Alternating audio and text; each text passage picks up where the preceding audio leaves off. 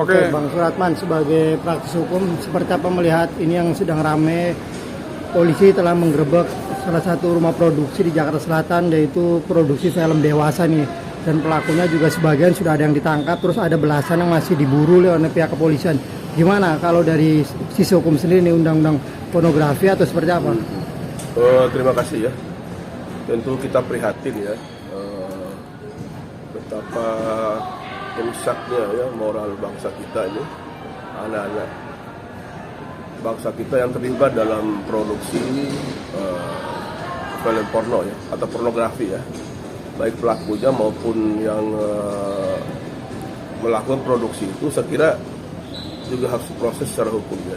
Undang-undang kita kan juga ada, misalnya undang-undang ITE itu kan mensyaratkan itu, misalnya pasal 27, 28, 29 itu berkaitan dengan masalah pornografi atau porno aksi ya.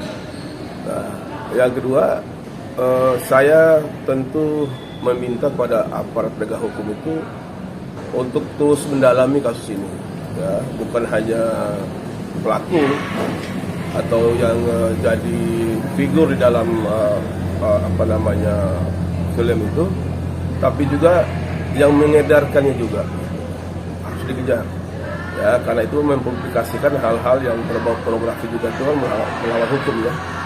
Nah itu jadi harapan kita semua sekarang ini, karena kondisi negara bangsa kita ini juga yang tidak sedang baik, maka perlu sekali penegakan hukum yang yang kuat ya, sehingga hal-hal seperti ini nggak boleh terjadi lagi ya, karena itu bertentangan juga dengan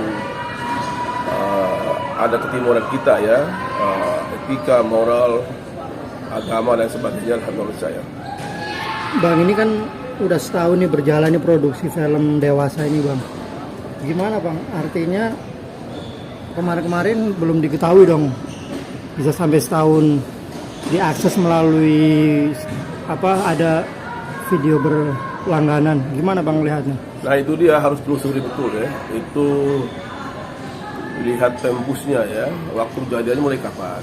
Kalau udah setahun itu berarti udah cukup lama dong ya, dan itu kan baru terhembuskan sekarang ini. Artinya penyebarannya itu udah cukup luar biasa gitu. Nah, sekalipun tadi saya katakan bukan hanya pelaku dalam video itu, tapi juga yang memproduksi juga harus diproses, termasuk yang menyebarkan, yang menjual juga harus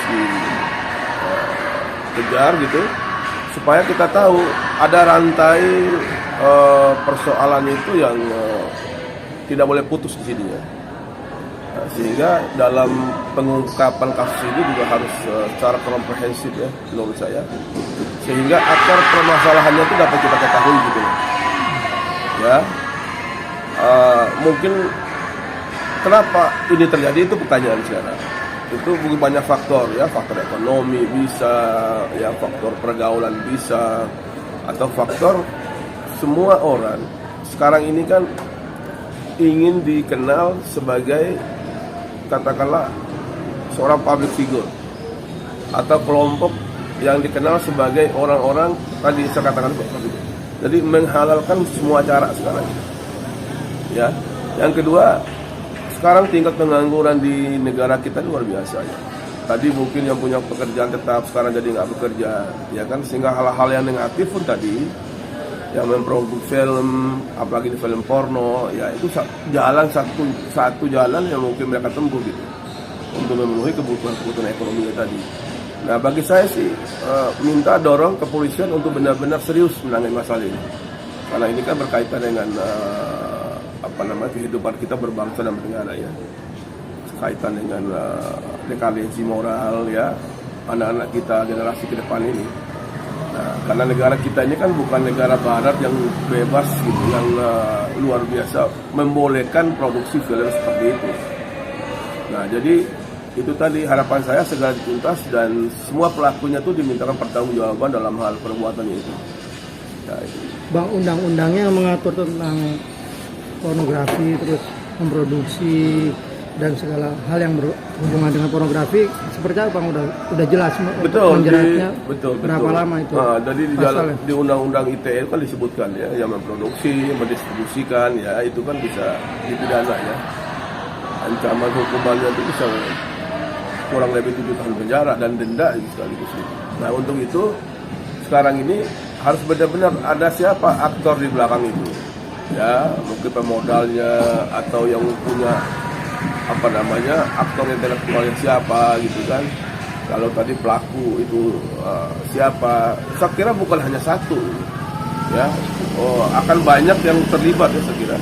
Nah untuk itu tadi instrumen yang kita gunakan itu undang-undang informasi dan transaksi elektronik tadi, ya di pasal 27, 28, 29 itu kan sudah disebutkan di situ.